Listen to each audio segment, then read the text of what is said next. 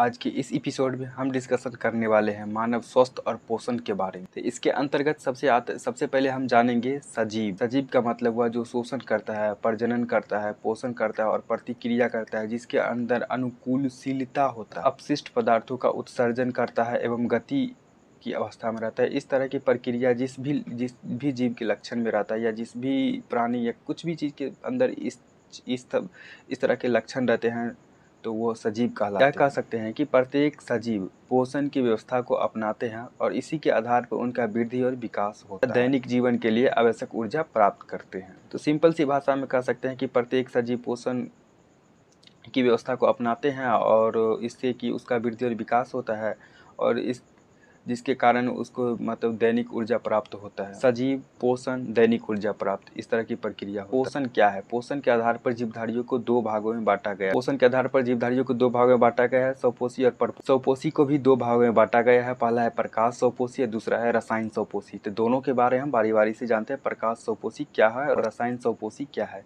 तो आइए जानते हैं स्वपोषी के यानी प्रकाश स्वपोषी के बारे में। प्रकाश स्वपोषी फोटो ऑटोट्रॉफी।